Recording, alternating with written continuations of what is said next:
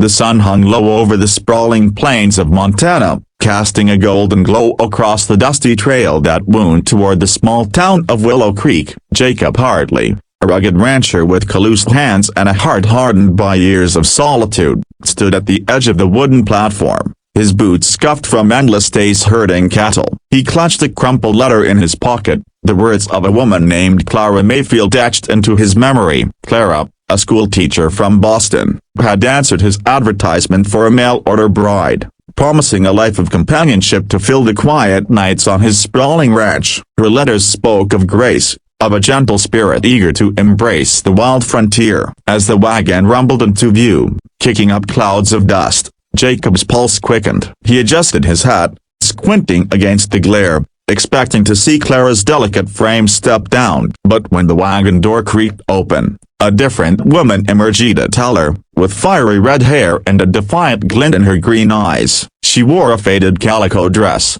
her hands gripping a worn satchel. "I'm Hannah Mayfield," she said, her voice steady but sharp. "Clara's sister." Jacob's jaw tightened. This was not the woman he'd been writing to for months. Hannah's gaze met his, unyielding, as if daring him to send her back. The townsfolk nearby whispered, their eyes darting between the rancher and the unexpected stranger. Jacob's mind raced so that Clara had never mentioned a sister, let alone one with such a fierce presence. Why had Hannah come in her place? The wagon driver, a grizzled man with a tobacco-stained beard, shrugged and muttered something about family matters before urging his horses onward. Jacob stepped forward, his voice low. "Where's Clara?"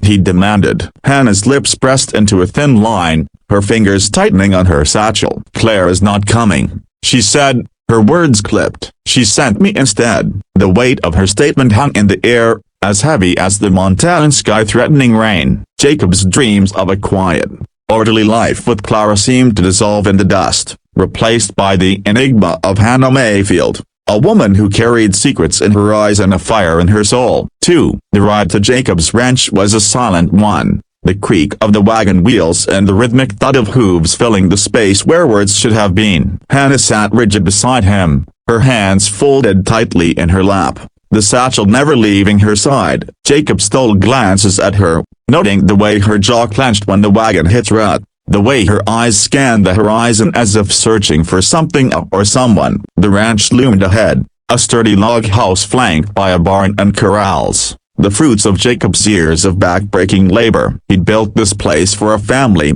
for the wife he'd imagined in Clara. But Hannah's presence threw everything into question. As they dismounted, Hannah's boots hit the ground with a thud, and she turned to face him, her expression unreadable. "I know I'm not what you expected," she began, her voice softer now, "but I'm here, and I aim to stay." Jacob's brow furrowed. He wanted answers, not promises. "Why didn't Clara come?"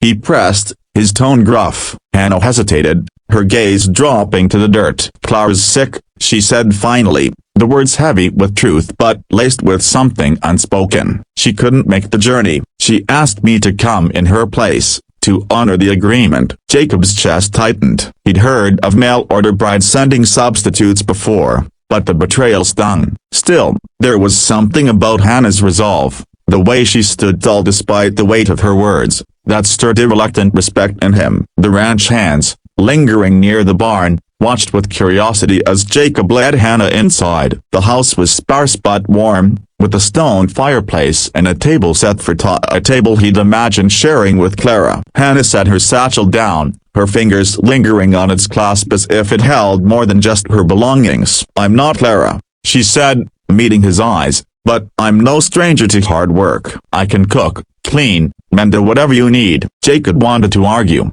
to send her back to Boston, but the determination in her voice stopped him. He nodded curtly, unsure whether he was agreeing to her presence or simply delaying the inevitable. Outside, the wind howled, carrying the promise of a storm, and Jacob couldn't shake the feeling that Hannah Mayfield was a storm of her own. 3 days turned into weeks, and Hannah settled into the rhythm of the ranch with a quiet efficiency that surprised Jacob. She rose before dawn, her hands deftly kneading dough for biscuits or scrubbing linens in the wash basin. Yet her presence was a constant reminder of the life he'd planned with Clara, a life that now felt like a distant dream. Hannah was nothing like her sister's letters described, a no soft-spoken schoolteacher, but a woman who could mend a fence or calm a spooked horse with a steady hand. At night, by the flicker of the lantern, Jacob caught her reading from a small, leather-bound book, her lips moving silently as if memorizing the words. He didn't ask what it was,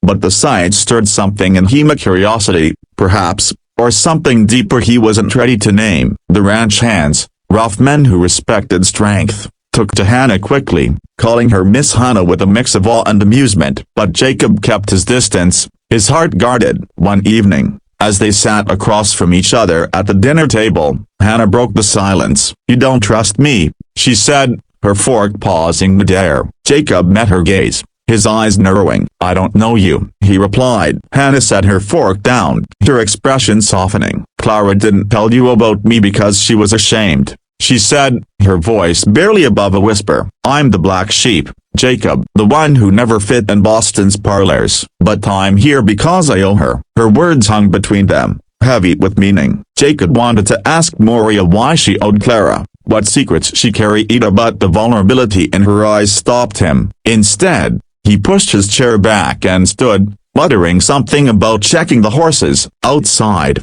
the stars blanketed the sky, and Jacob's thoughts churned. Hannah was an enigma, a woman who worked as hard as any man yet carried a fragility she hid well. He didn't want to care, didn't want to feel the pull of her presence, but each day she chipped away at the walls he'd built. The ranch, once a place of solitude, now hummed with her energy, and Jacob wasn't sure if that scared him or gave him hope.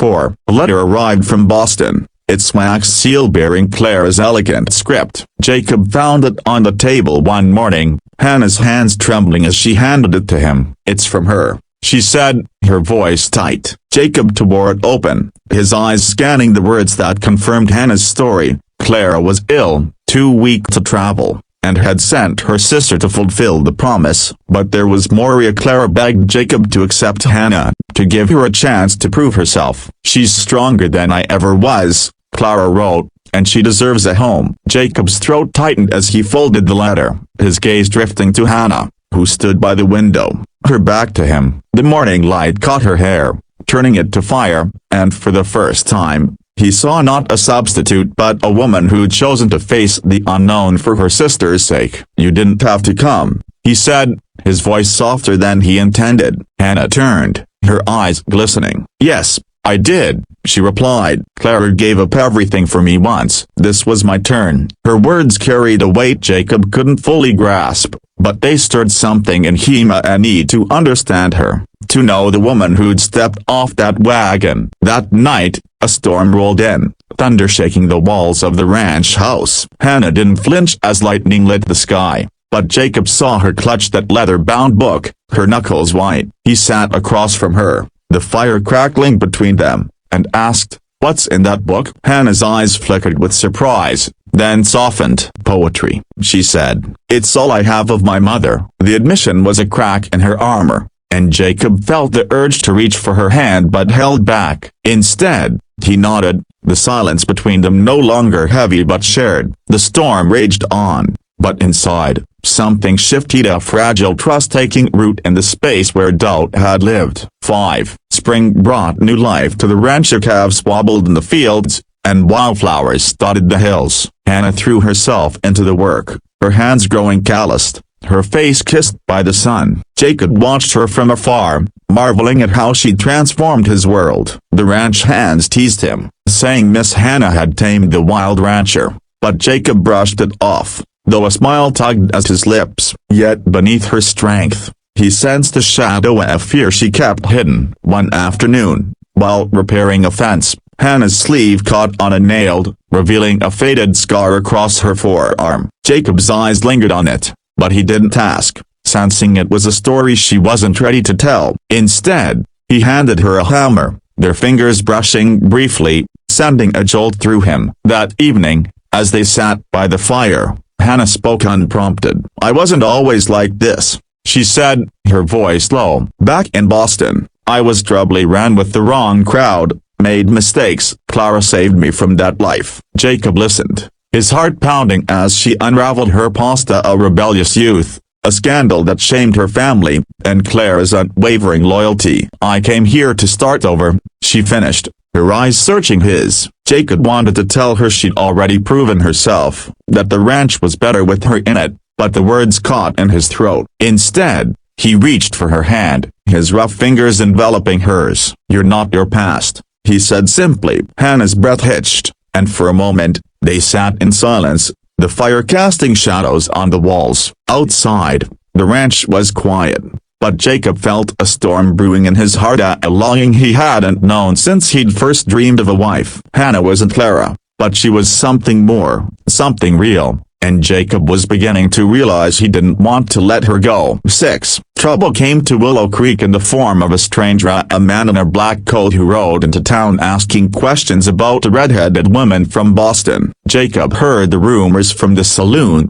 where the ranch hands swapped stories over whiskey. The man, they said, carried a photograph and a grudge, his eyes cold as steel. Jacob's gut twisted as he rode home, the stranger's description matching Hannah's too closely. When he confronted her, Hannah's face paled, her hands clutching that ever-present satchel. "His name's Elias," she said, her voice barely audible. "He's from my past." She told Jacob a story of a man she'd once trusted, a gambler who'd pulled her into a world of deceit and danger. She'd escaped him, but not before he'd left that scar on her arm, a reminder of her mistakes. "He's here for me," she whispered, fear creeping into her eyes. Jacob's fists clenched, a protective instinct flaring. "He won't touch you," he vowed, his voice steady. That night, he stood watch outside the house, his rifle across his lap, the stars above offering no comfort. Hannah joined him, her presence a quiet strength. "I don't want you to fight my battles,"